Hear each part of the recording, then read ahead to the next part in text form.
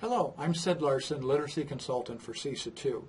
My colleague Kevin Anderson and I are happy to provide this PowerPoint to help science teachers understand text complexity and offer thoughts and strategies on how to address some of the reading demands found in science text.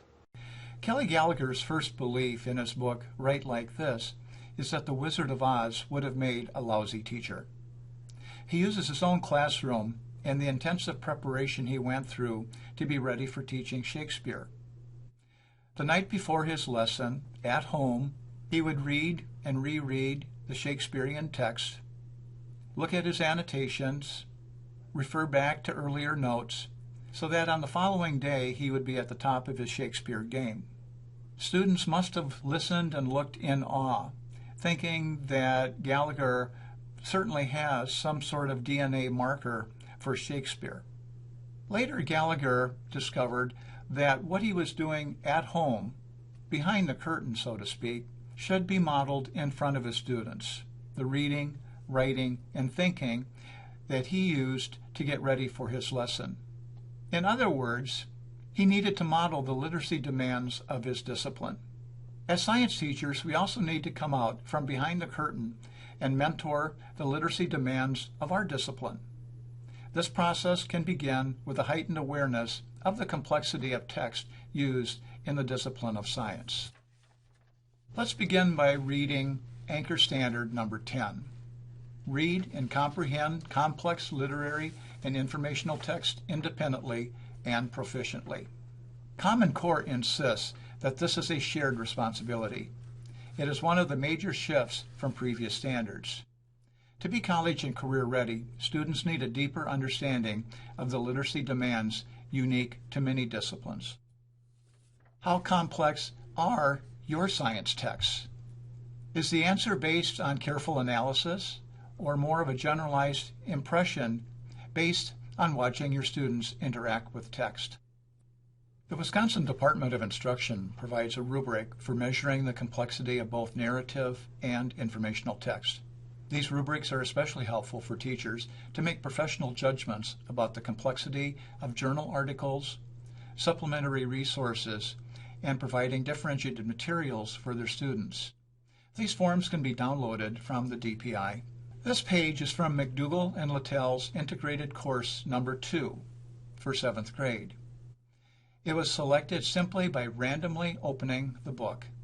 The page is representative of the entire textbook. Almost every page contains written text and illustrations or other visuals. As a science teacher, how carefully and closely do you read the text you assign? Do you read it through the lens of the content it provides, or do you read it through the lens of its complexity? According to Anchor Standard number 10, Common Core assumes you know where a page of text like this would fall on that staircase of text complexity. Notice the triangle insert. This represents the three components that combine to determine the complexity of text. Let's take a closer look at all three and apply them to this page of science text. If you are using this PowerPoint in a PLC or as a part of a workshop, stop and pause at this slide and allow everyone to read this page. Turn and talk. Is this a typical page? Would your students have difficulties comprehending it? Now, let's take a closer look at what makes a text complex. This slide is basically self-explanatory. Text complexity consists of three components, each measuring a different facet of the interactive nature of reading comprehension. Quantitative and qualitative contains various characteristics of what the text brings to the reader. Reader and task is essentially what the reader brings to the text. Knowing your reading material and your students through the lens of text complexity will lead you to important professional decisions. Unless you have taken coursework in reading, reading levels might be a term used but vaguely understood. Most quantitative reading levels are determined in a similar way. Sentence length and word length intersect to form a general idea of the difficulty of the text. The longer the words and the longer the sentences, the more difficult the reading. Let's look at a segment of our 7th grade text from a quantitative view. Using the Frye readability formula, which has been around for decades, start by counting 100 words. Mark that spot. Next, count the number of sentences contained in those 100 words. You may end with a part of a sentence. In this example, we are 1 word short of 8 sentences, so we will say 8. Next, and it is a little tedious, count the number of syllables found within those 100 words. In this example, we have 166 syllables. Now, using the Frye graph, intersect the 8 sentences with 166 syllables to arrive at an approximate grade level. In this case, this text is considered somewhere in the upper end of 10th grade. This may not represent the entire chapter or textbook, however, as it is one small sample. A readability of a larger body of text would require multiple random snapshots, which would then be averaged. The paper and pencil method has now given way to computer-based measures. Lexile is widely known and easy to use. Go to www.lexile.com. Registration is free and easy. Thousands of books are already Lexiled, so it might be as easy as typing in the ISBN number and receiving your Lexile score. Or you can go to Lexile Analyzer and either type the text for consideration or scan the text and submit it for a Lexile score. When the same page was submitted to Lexile, the computer analysis placed the text in the 6th to 8th grade band. This is consistent with the fact that the text is used in 7th grade. Take a moment to notice what has happened to Lexile's and grade bands since the adoption of Common Core standards. This is an effort to close the gap between the levels of materials currently being read in high schools and the higher levels they will encounter either in college or the workforce. It's easy and convenient to match the Lexile scores of students determined by a map test or reading inventory to reading material. As you see here, there's a discrepancy between the Frye readability and the Lexile. So matching text to student strictly by a readability score is not an exact science. Convenience versus professional judgment. It's messy and depends on your professional decisions. Qualitative measures. Become as knowledgeable as you can about qualitative measures because this is where your professional judgment takes place. How many times do we assign a reading without having closely read that text ourselves? When we read the text through the lens of textual structures and organization, levels of meaning and purpose, clarity of language, vocabulary, and prior knowledge requirements, we come to realize that any combination could limit the student's efforts to access the meaning of the text. Let's study our science page with qualitative considerations. So here's our page again. We already know that sentence length and word length places it in several levels based on the quantitative measures we use. But what's under those words in terms of organization, structure, and knowledge assumptions and demands? Many of our 7th grade readers will be drawn to the visuals on a page before they begin the reading. The author of this text has made a number of assumptions about the background knowledge of the students who will read it. First, they must have foundational knowledge about the continents and know the map represents North America. Although the text in the upper corner says equator, it requires switching from visual text to written. Next, students must be able to move from the narrative to the map. Notice that the only vocabulary word bolded on this entire page is latitude, defined as the distance in degrees north and south of the equator. Yet the equator is not even on the North America map. This requires students to be strategic and notice the insert, see the equator in relation to the larger map, and then move back to that map. How strategic will most 7th graders be knowing that they must work all 3 texts on this page to read and understand the relationship between temperature and distance from the equator? Yet as scientists, we do that all the time, unconsciously moving from one text form to another. Students would benefit from you modeling this strategy. Does the map validate the claim of the text? Does an interpretation of the color symbols, another author assumption, prove that the further we get from the equator, the colder it gets? Mid-Oregon is much further in latitude than mid-Mexico, yet share similar average annual temperatures. Although only one vocabulary word is in bold type and defined, the word latitude, this page is loaded with Tier 2 vocabulary. Tier 2 vocabulary are academic words used across a variety of content areas. These are words commonly used but rarely taught explicitly because content teachers feel obligated to teach content-specific words, which are Tier 3 words.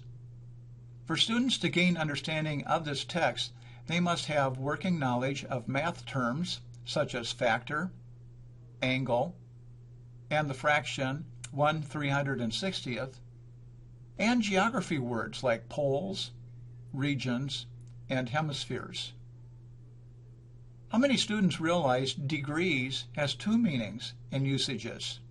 The symbol for degree represents a temperature in the first sentence, and a sentence later it means a distance. Nearly every sentence is a compound or complex sentence. If you think back to your English days, you learned about simple and complex sentences. Yes, there is grammar on this page, and it comes in the form of introductory dependent clauses, which create a certain condition. Science text contains many of these because of the nature of its content. One science condition is the result of another. What an authentic and relevant place to teach this grammar. What organizational structures can you find? Do students truly understand cause-effect, compare, contrast, and so on? Many teachers use organizing structures such as graphic organizers. Do these need to be taught explicitly? Similarly to how discipline-specific texts have certain text features, they also have certain text structures. Text structure refers to the ways that authors organize information in text. Teaching students to recognize the underlying structure and content area text can help students focus attention on key concepts and relationships, anticipate what's to come, and monitor their comprehension as they read. Text structure should be explicitly taught to support and scaffold students in their efforts to comprehend text structure more effectively. Different text structure use different key words to signal the relationship. While we see words like first, next, and so on in a sequential structure, words like so and because will signal cause and effect. In our page of science text, we're looking at cause and effect. Latitude affects temperature. That is the key concept. Notice the check your reading at the very bottom of the page. Also notice the thesis of the page, the first sentence. Although it might be confusing to students when they see the word affects with an A used instead of effect, the E, as in cause and effect. Reader and task. This is what the reader brings to the act of reading. Louise Rosenblatt describes the reading process as a transaction, arguing that words in themselves have no meaning. It's what the reader brings to the act of reading that gives text meaning. So different readers bring different experiences, which results in different transactions. Reader and task focus attention on the students. Are they motivated? Do they bring adequate background knowledge to the new read? Can they access prior knowledge? Do they know why they are reading this page? Is it simply because page 118 follows page 117? Have you ever seen a student shut down while reading? Have you? If the task is unclear, purpose uncertain, or even threatening, there can be an emotional hijacking, making it nearly impossible to continue the read. Anticipate what aspects of the text will likely be the most challenging for your students. What areas should you focus on? What supports do you need to provide so that all of your students, those that are struggling and those that can read more easily, can all access the text? Reader and task is important. Again, what purpose does the reader have? Is it to answer the questions at the end of the section? Will they anticipate a teacher discussion? Oftentimes, will they be quizzed on what they've been asked to read? The author of this science text page assumes many things about the students who will read. There's an assumption that they already have a working knowledge of Tier 2 math and geography vocabulary. There's an assumption that students understand complex grammatical sentences. The expectation is that students can easily move across different text. Background knowledge of geography, including map and reading skills. And there's an assumption that they have some background knowledge of Earth's orbit. In our final analysis of text complexity, little on this page would prevent most 7th graders from fluently reading the text, what we call word calling. If you were doing a popcorn read, not recommended, however, or if you had students read out loud to you, they would most likely read this page fluently, perhaps struggling with Quanak Greenland. But their foundational reading skills, taught in the primary grades, enable most students to decode with little effort. Many of the words in the text are part of their sight-based vocabulary. In other words, they are word callers. But a closer look at the qualitative features suggests the text is more complex than we realize. If students say to you, "I read it, but I don't get it," it may very well be a truthful response that they're having difficulties finding strategies and scaffolds to help them unlock what the text actually is saying. Doug Buell does an excellent job of explaining the different conditions or approaches teachers have taken in the past with regards to literacy in their classes. Do you know teachers who fall under one of the above? What about you? Oftentimes in classes we see what's called the expectation condition. If those reading teachers in earlier grades have done their job, then students in my class should be able to comprehend my text without instruction and scaffolding. Or perhaps we'll see the dependence condition. Students are assigned to read the text, but they don't need to reach satisfactory comprehension because they know the next day the teacher will highlight the important points and provide it in the form of a lecture, PowerPoint, or something like that. In the dependence condition, students quickly become strategic. Their strategy is that they can do a superficial read because the teacher will tell them what they need to know. Perhaps teachers have gotten so frustrated with literacy in their discipline that they reach the bypass condition, where students are not even assigned to read text and basically operate in a print-free environment. In science, it would be easy to have hands-on, lab-related activities virtually void of the literacy of reading and writing. What we're suggesting is to consider the new condition, your role as a mentor. You are the wizard in your class.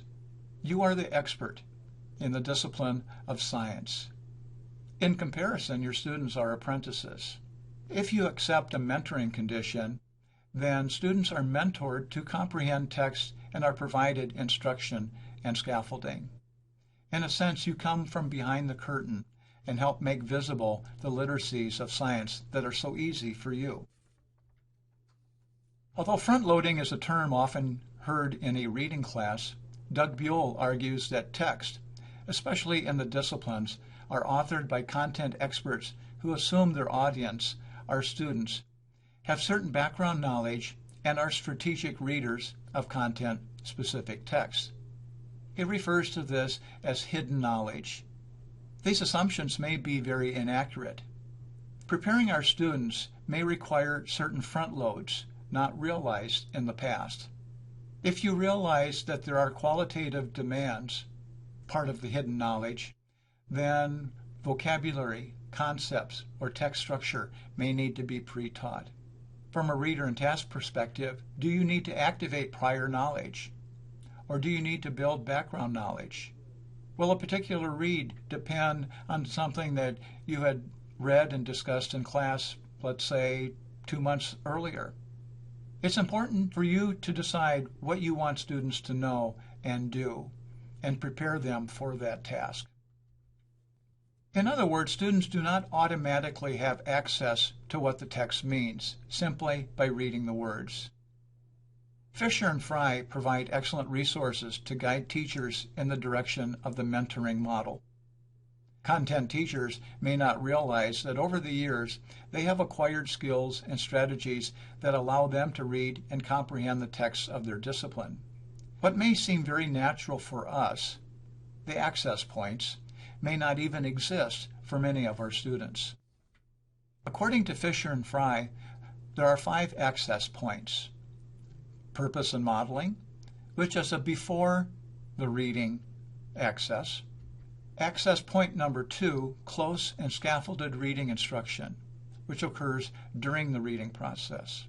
Point 3, collaborative conversations, also an access point that occurs during reading. Access point number 4, an independent reading staircase. Reading independently, the ultimate goal of being literate in a discipline. Access point 5, demonstrating understanding and assessing performance, what occurs after the reading. To take a closer look at access point number 1, we can divide it into 2 parts. Purpose is the beginning. Tell students what they will be learning, what they will do with what they learn, how they will interact with others as they learn. Fisher and Fry provide excellent models of actual teachers doing this on YouTube. The second part of access point number 1 is modeling for access. Model what you anticipate will be difficult for students. Show the students how you resolve problems, how you analyze the structure of the text, what you do for context clues, how you use other resources to further understand what a certain text is about. Model how you interact with text in forms of annotations. Do your students know how to annotate? Or with a highlighter in hand, do they basically track the text and in essence they're coloring the page without any rhyme or reason to why they did so?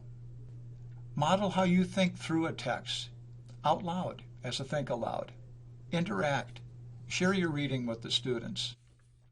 Access point 2 is close and scaffolded reading instruction. Close read.